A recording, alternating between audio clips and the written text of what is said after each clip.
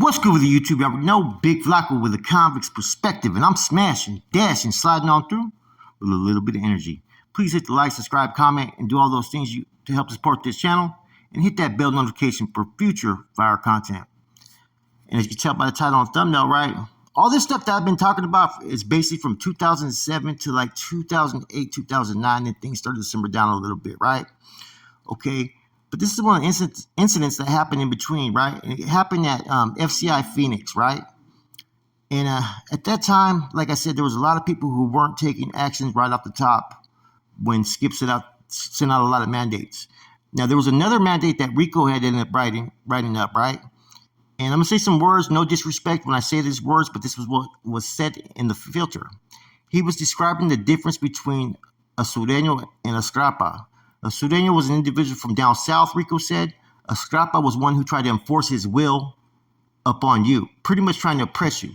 And so they were not to coexist on any lines with Scrapa type mentalities to where they were abusing gente, right? Or telling them what to do.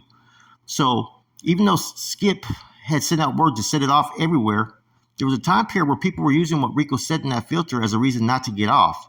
And they were using Bond 3 as well as a reason not to get off if they didn't have to. Because some places, were better established than others. And there was places where they had secured some type of household, right? But eventually the shit just kicked off again, right? Now, this story, right, happened in Fci-Phoenix, right? And the next one, I'm going to begin to a next one to where video I'll probably drop it tonight with Rojo, right? Which is when the fucking Nortenos got served, right? Because I like to show everything that's happened. I like to be fucking transparent. When the homeboys got fucking served, when this group got served, and just be real about what happened. But in this incident, they had a weight pile there at this FCI. And a youngster was there, and he started singing that song by Sir Dino from GUN. I can kill a scrap if you want me to, on the weight pile, right? Now, that should have been grounds fucking basic. I'm surprised the Southsiders did not get off right then. But then again, I'm not surprised. And I'm going to tell you why. When I was in Solano, right, and Rascal, the homie Hangout, can confirm this. He was there too. I remember Snoop was there, Smiley from Del Paso Heights, fucking Carlos from, I think he was from Quince from Oakland, or 38th Oakland, right? Puppet from Southeast. All kinds of different individuals were on that yard, right? And we had some knuckleheads. And even though I was playing politics, I was a knucklehead too. We had got that tape, 17 Reasons, and we would literally walk by the Southsiders bumping it in the north side. This is how we run. This is how we ride. Scraps better running high. And we'd walk right by them. They didn't bust a grape. Eventually, they ended up busting a grape on fucking Hobo, Smiley, and Ricardo London and them, and got served, right? They picked on the wrong OGs. But at that time, they didn't bust a move. And our numbers were pretty much even at that time. So he was playing that, singing it, whatnot. And, this is like 2000, like I said, 8 or 9, right? And, we're not supposed to do that, disrespect the opposition. We're not supposed to disrespect the canines. You're not supposed to do any of that back then, right? But this individual did. And so the Southsiders felt a certain way about it, which they should, And to be honest with you, they kind of went by it the way they're supposed to, which is diplomacy. You get at the group first, right? Which is they went and got at them. Told whoever was speaking for the North, right? I guess the homeboy got a tongue lashing. They dealt with it. They disciplined him however they were going to discipline him, right? Okay. So the next day, the Southsiders brought it up. Well, what's up with dude? Oh, we dealt with it. Well, if you dealt with it, he's still here. So the Southsiders were trying to enforce their will. They wanted the Nortenos to remove him because he disrespected them. Now, the way the Nortenos are and the way the Southsiders are, right, is if you try to tell a Norteño you have to remove your own, you don't decide that. The Northerners are going to buck back. They could have very well removed him if they wanted to and had justification based upon jeopardizing the household. But they elected not to. He was a youngster and they needed manpower there. So, as the Southsiders tried to press the issue, they promised the Surenos that they were going to take care of it. They said, don't trip, give us a day or so, we're going to take care of it.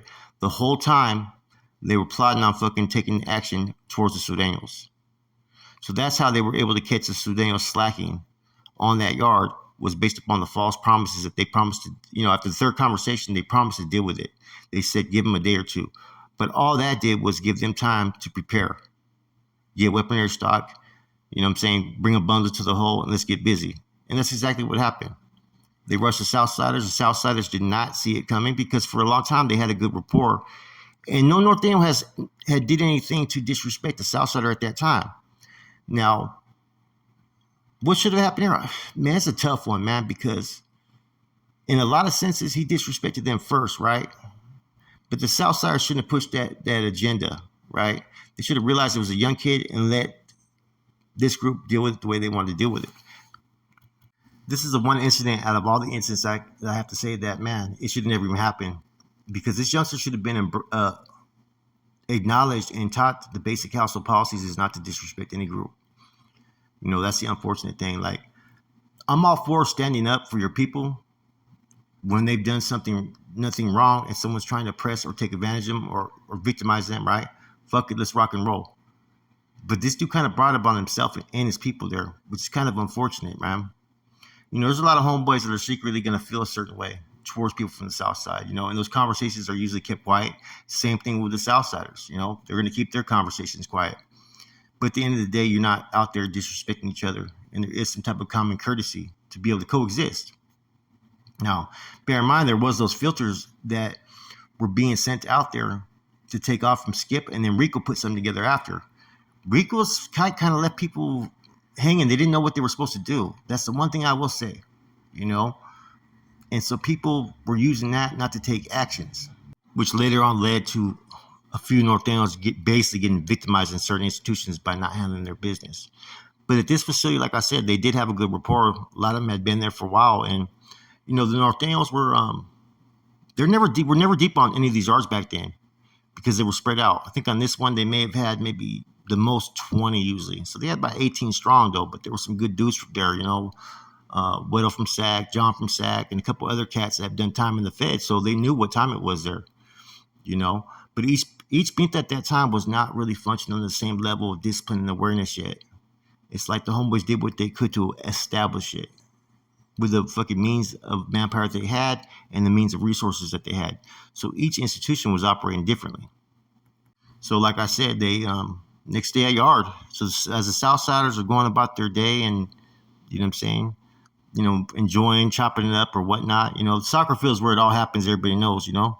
The Nortenos fucking rushed. You know, they didn't see it coming. A few Southsiders got chopped up. You know, nothing too bad, but just a typical melee, you know, as we already know. See, it's different when it's fucking a melee and they're ready and you're ready. It's a total different fucking feeling. But most of these attacks, you know, in the early years, were basically the other group did not see it coming. Either the Nortenos or the Surenos.